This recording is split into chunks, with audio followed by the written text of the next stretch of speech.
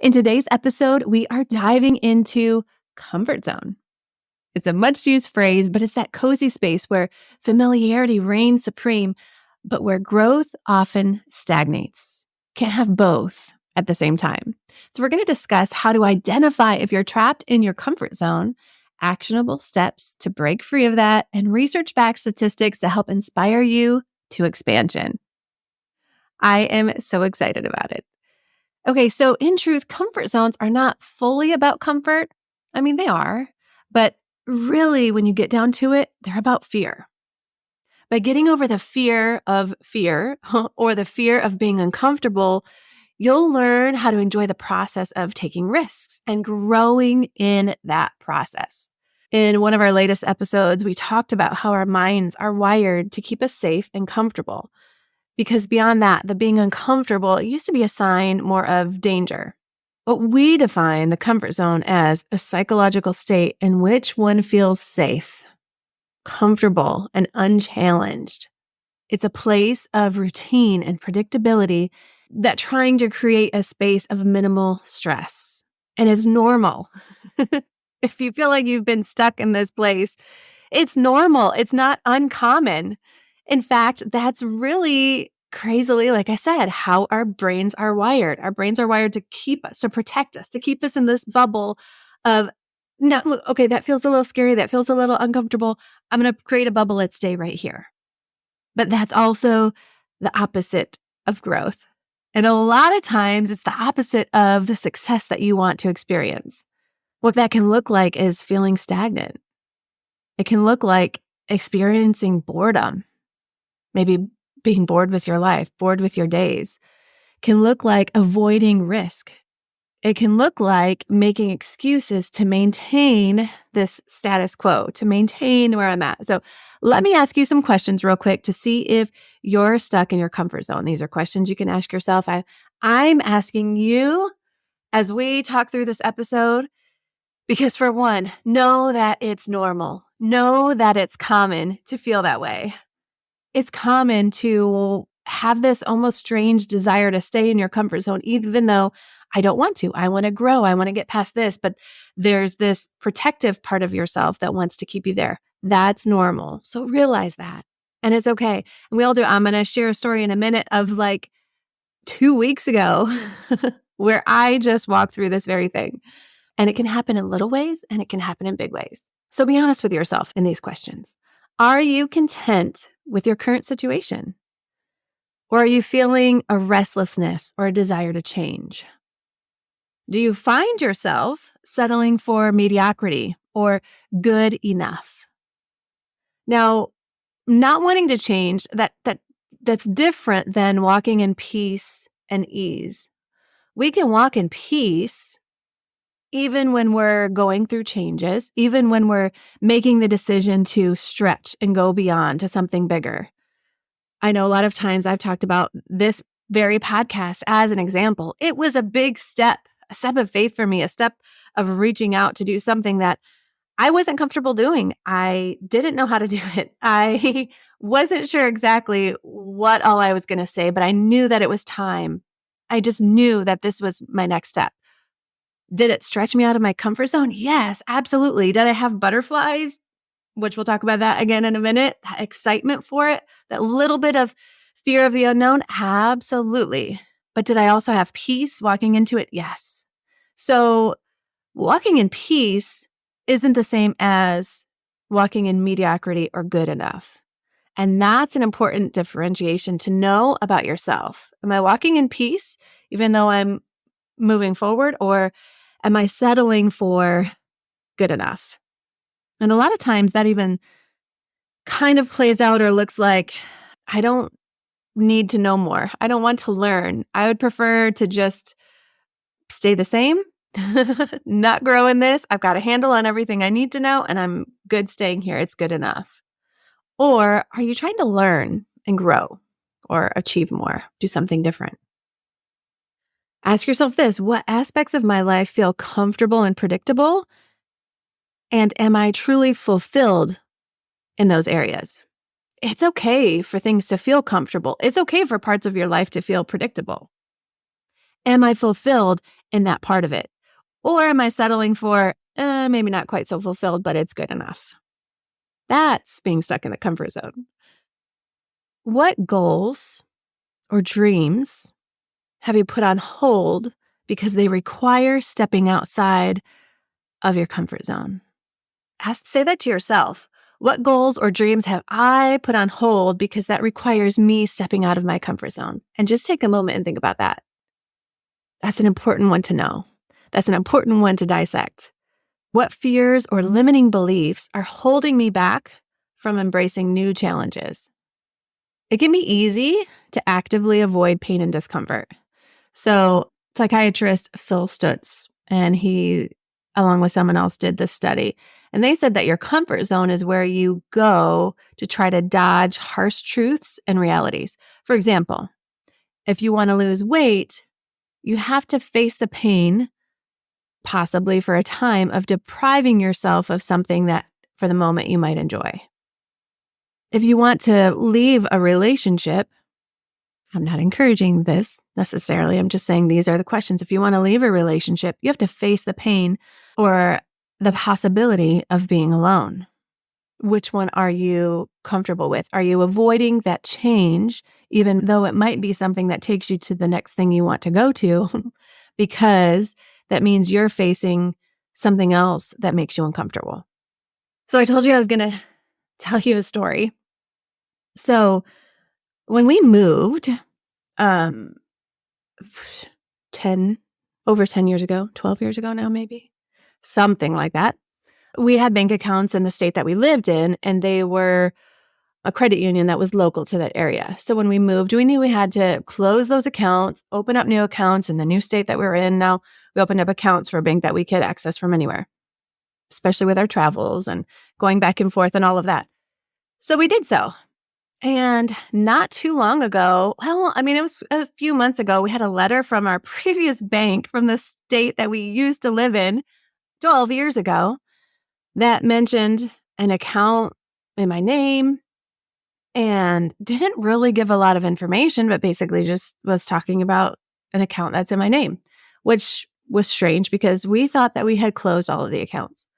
So I called, but because I didn't know the account number. I didn't have any information. I didn't even know that I had an account still open.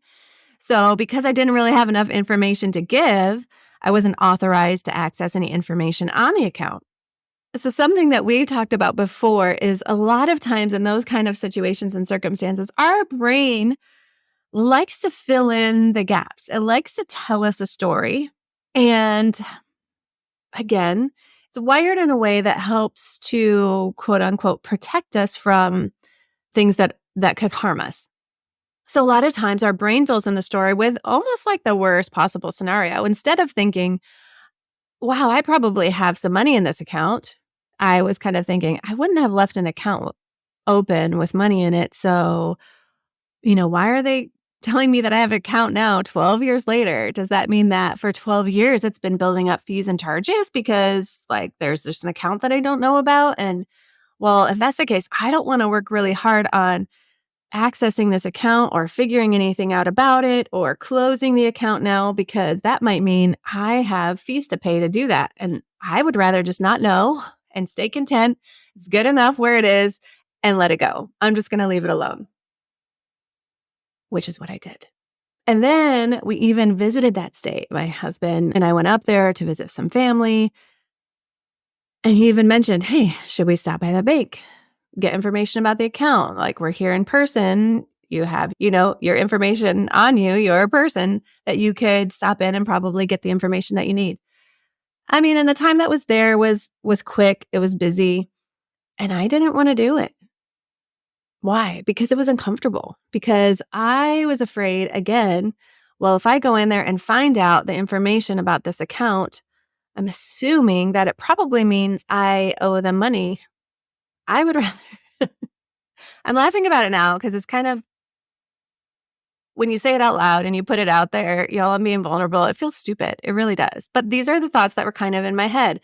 Why would I want to put out effort and my time and my energy into figuring this out when I know I wouldn't have left an account open with money in it. We thought we closed all of them. It's not really my fault, but I don't want to pay fees and stuff on it. And if they won't let me, talk to anyone about the account, then that's not my problem. I'm just going to leave well enough alone. We're not even going to worry about it. That's what I did. We came back down to Florida, let it go. It was out of sight, out of mind. I kind of forgot about it. Well, I was looking into something else, and because it's, tax season and all of that, one of the accounts that we have like an affiliate account with. So if you are familiar with like content creating, some of the things that we share, sometimes if we share links to things we use, naturally the brand might say, okay, well, you shared that, we'll give you a little kickback on it. Well, one of the accounts that I have an affiliate account with, I was looking into to prepare the tax documents and realized that there was some account with this old bank that our affiliate account was actually sending our funds to. What does that mean? New information. It's new information about something that I had let my mind fill in the blanks on. I had let the fear of moving out of that comfort zone keep me from looking into it, moving further. No matter what, even if there was money in there or not, closing the account is probably the best option. But I didn't even want to go that route because I didn't even want to deal with the what ifs. So I didn't. But new information entered the chat. And now the new information is, okay, there's been an affiliate account that's been sending money to this bank account for, I guess, 12 years, maybe, at least a couple of years. An account that I didn't even realize was still open and still active.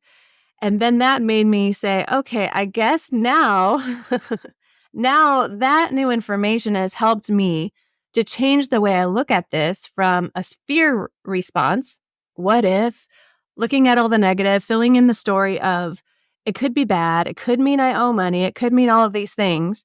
But the new information changed that response from a fear response to, I think we might have some money in this account, and I think we need to take the steps necessary now to access that. And that's what we did. I could have done this a month beforehand when we were actually in the state where the bank is and had it all wrapped up nicely, but I didn't. I let that fear response stop me and decided to stay in it, to stay there, and let that be the deciding factor on my actions.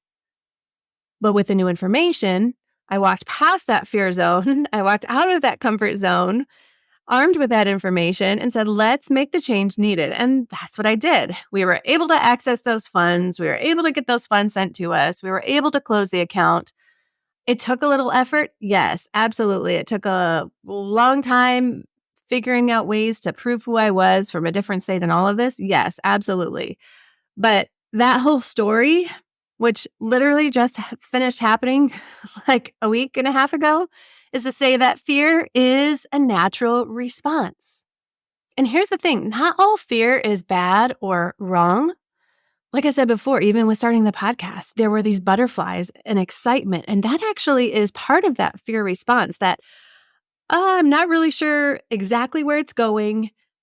I don't know the outcome. I'm stepping into something different and I have a little bit of butterflies about it. But the excitement side of it comes when you're willing to step out of it and take those steps of courage. So not all fear is bad or wrong. And again, it's natural to have that fear response. But it's also detrimental to stay there. It's detrimental to you to stay in fear. That's what nerves are. That's what nervousness is.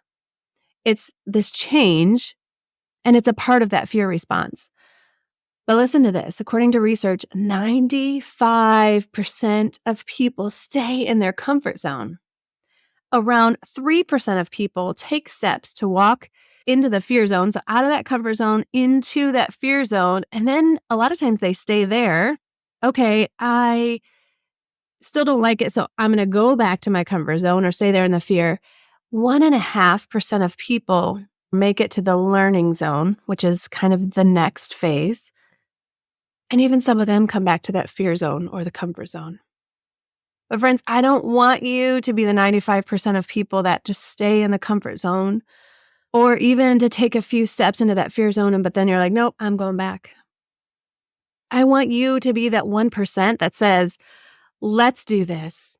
I'm not going to let fear or what I assume to be just comfortable and status quo and good enough keep me here, hold me in fear. So the big question is, how can I reframe discomfort as an opportunity for growth rather than a threat to my security? Because really, that's what the comfort zone is. I want to stay here in this zone because it's comfortable, and moving out of it could be a threat to me. It's unknown. And the first step of that is really taking a snapshot and figuring out where we really are. Because it's hard to go forward. It's hard to move out of where you're at without even knowing where you're at. It's like on a map, or I'm not always the best with directions and driving. And so before we had maps on our phone and navigation systems and all that, I used to call my husband and be like, I don't know where I am. And he was great. Like, I feel like his brain is almost literally a grid. So he would drive a couple of times and it would be like he just would know where the roads are, where they met, where this went, where that went. He was really good with that. So I would just call him, I don't know where I am. And his first question would be like, I can't help you unless I know where you are. See, we can't get to like out of this feeling of being lost or stagnant or staying in this place of comfort without knowing where we are, like taking stock of it and really knowing this is where I am right now in order to get to the next place out of it. Chris actually went, friends of ours are in the Coast Guard. And so a couple of years ago, he had the privilege and the opportunity to go out with them on not a mission, but like a overnighter thing. I'm not even sure exactly what it's called, but he was able to go out on the boat to be a part of what they were doing. So he got to be with the captain, got to be in that area. And what he really came back talking about was it was just amazing to him that, I mean, every couple of minutes, there would be someone that was calling out where they were. And they were also checking to see where they were headed, what direction they were going, because especially for like that, what the captain would talk about with a big ship, each little tiny change in direction ends up with the boat somewhere crazy off distance. So they were always constantly checking, this is where we are. This is the direction we're going. Even though it might not look like it's making a big change right now with this tiny little shift in direction, you give it a little bit of time and whoo, it could be way off course. So it's really important to take stock and to look at a snapshot of where am I right now so that I know as I take these steps out of comfort zone, out of where I'm at, I can know the direction to go so that I'm going on the right course so that I can end up in the place that I want to be. So here are some action steps. We're going to get in now to action steps. Some ways that we can navigate ourselves out of our comfort zones. I am going to give you 4 actionable steps to navigate out of our comfort zones. We're going to get navigating here, guys. Take that snapshot, take stock of where you are. Ask yourself those questions. Am I stuck in the comfort zone, or am I going to embrace the discomfort of making some changes? But here we go. Number 1, set small goals. Just like we talked about with that ship going in the right direction, it didn't get from point A to point B like that. It didn't teleport. It took stock of where it was every couple of minutes and the direction it was headed. And those were these small goals, these achievable things that gradually took them to point B, to the place that they were looking to be. That's what we do when we establish achievable goals. These achievable, but maybe sometimes a little bit challenging goals to gradually expand out of your comfort zone. When you know where you are, you're then able to take those small steps to move from that position on the map to another one in the direction of your dream. So that's my challenge for you today. Challenge number 1 is set a couple of small goals. Because Yes, comfort zones are easy. Fear response is natural, but staying in it is detrimental. So I don't want you to stay there. I don't want you to stay in fear. Take a moment today to say, where am I at right now? What are some small, maybe challenging, maybe they feel hard, but some small achievable steps to move me from where I am now just in the direction of where I want to go? Number 2, embrace failure. I think it's time that we normalize failure as a stepping stone to success and learn from those setbacks rather than fear them, or rather than be stuck in this fear response and not even move forward. I recently saw a video of Denzel Washington, and I mean, sometimes we can see these things come around on TikTok or on YouTube or Instagram, but it's so inspiring to see. He was talking about not being afraid to fail big. At the time, he talked about a time in his life when he was flunking out of college with a 1.7 GPA. And that was a place that he started. From then, he's been tested and he's been corrected. But he talks about still, even then, dream big and fail big. The question he asks, do you have the guts to fail? If you don't fail, you're not even trying. To get something you never had, you have to do something you never did. And so that's where I think it's important to move out of that fear response. If we're afraid of all of these things, one of them a lot of times is failing, that keeps us stuck. Another thing I heard about recently was Spanx founder. I'm pretty sure all of us have heard of Spanx. And if you're a woman listening, probably a lot of you at some point have had or have some kind of Spanx in your closet, whether it's the underwear or whether it's the leggings. The leggings are awesome, by the way. But the founder, Sarah Blakely, talks about how she was encouraged to take risks. She'd said that her dad used to invite her and her brother to share their failures at the dinner table. For me, this was kind of like, so instead of being disappointed or upset about that, he would celebrate their efforts. So I want you to picture this. This is something that I started doing at our dinner table just a couple of weeks ago. The first time I asked the question, literally that. Okay, because a lot of times, and I've shared it here as well, we'll do high, low, share the high of the day. Okay, share your low of the day. And it just gets our kids talking, it gets sharing, maybe encouraging each other. Well, this time I said, I want you guys, what was something that you failed at today? And they all just looked at me with blank faces for a minute. Even Chris kind of looked over like, what are you asking? He's like, I want to know, is there something today that you tried or maybe you hoped, this is what I want to do. This is what I'm hoping I'm going to get on this grade. This is what I want to try for. And you failed. You didn't live up to the expectations you set for yourself. Let's share that. And it didn't take very long, and all of them started sharing it. Even my 7-year-old daughter was sharing something that she tried that day and failed at. And then my response to them, I was applauding and cheering them. And they were just still looking at me like, what is mom doing? I think she's gone a little bit crazy. What is happening right now? I'm not sharing the highlight of my day. I am sharing what I failed at, and she's cheering me on. But what was beautiful about it is I got to encourage them that we all fail and it's okay. We get to learn from it. I got to tell them that I'm applauding them. I'm cheering them on. I'm celebrating the fact that they tried.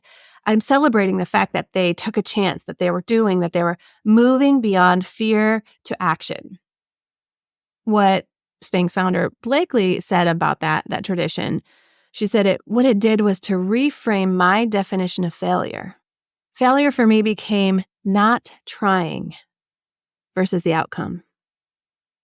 And that is such a cool thing to reframe. That's where I say embrace failure, because that means that you're trying. Regardless of the outcome, you're doing something. And true failure now becomes not even trying, not even doing, not even moving, not even taking those steps. So that's number 2, embrace failure. Number 3 is learn. What learning does is it helps us overcome the knowing doing gap. So if fear from moving out of where you are to where you want to be is based in not knowing how to do something, take the steps to change that fact. Just like in our episode on one of the most powerful words in our English language, I'm going to link that episode below. You may not know how to do something yet, but you can learn it. And as you do, you begin to mitigate the fear over that task. So overcome the knowing doing gap. Look up videos on YouTube. Reach out to someone that already is doing it. If it's something you've begun to do, practice and practice some more so you build your confidence in that skill or whatever it is. But learn. Take the steps to overcome that gap, mitigate the fear of moving out of where you are to where you want to be by learning. Learn to do it. And number 4, don't go it alone. In a recent episode with my husband, we talked about the power of who is in your circle, who's in the room with you. And that certainly applies here as well. So trust yourself first by learning, by embracing failure, by setting those small goals. And then trust the people around you, trust others around you. Get around people who are your encouragers. Discuss your fears with them and take baby steps to come out of it. I believe that when you confront your fears, you're also going to be able to help others confront theirs. So don't go it alone. So, you want to hear a cool story? Years ago, because of a friend, because of someone who was in my circle, I was invited, had the opportunity to meet basically a hero, especially in the motivation world. So if you've been around that for a while, it was Zig Ziglar. I was nervous going to this event, but I'm so glad I did because it stretched me outside of my comfort zone. But I sat in the green room. I shook his hand. I actually was distraught earlier this week that I couldn't find my teenage photo with him. But yes, I was a teenager. And I sat in the green room. I shook his hand, listened in awe as he chatted before he went out onto the stage in front of thousands and thousands of people. So I might not have that photo readily available to me at the moment, but the actual moment is still etched in my mind. But do you want to know what happened before that? I didn't want to go. I mean, I did, but I didn't. It's those times when we make excuses for, I don't have anything to wear. I maybe have other things to do. I want to be there, and I know this expands me, but also the fear of maybe being the smallest one in the room, maybe being not prepared enough. All of the things that hold us back are what would come to my mind. And what I got to do was step out of that being uncomfortable, or I guess step into it, being uncomfortable, and saying, yes, I am going to go. I'm going to do this. There's a quote by him that I love by Zig Ziglar that says, you don't have to be great to start, but you have to start to be great. So this whole experience with him reminds me of the importance of that, of stepping out of what's easy and comfortable into maybe even an amazing opportunity when you step out of that, or I guess, like I said, step into it. So are you someone that maybe wants to build relationships with people, wants to build friendships? You feel lonely. But then when the opportunity comes to spend time with somebody else, to build the friendship or relationships, you pull back because I don't feel ready. I'm afraid that maybe they won't accept me. All of these fears and these things, these lies that your brain is telling you to keep you in the comfort bubble, hold you back. You aren't going to build those relationships and friendships by pulling back and pulling away from them or staying home when they're getting together. Does that make sense? So I want you to really look at what are the places in my life that I'm keeping myself in this comfort bubble instead of moving forward and taking the next step. Remember that growth is just beyond the boundaries of your comfort zone. So 1, by recognizing the signs of being stuck, go back and ask yourself those questions if you need to, taking stock of where you are right now, and then those actionable steps to break free. You are that much closer to achieving. You're in the 1%. That is what I want for you. Are you ready to answer? Are you ready to answer when opportunity knocks? As cheesy as that may sound, I hope yours is a big yes.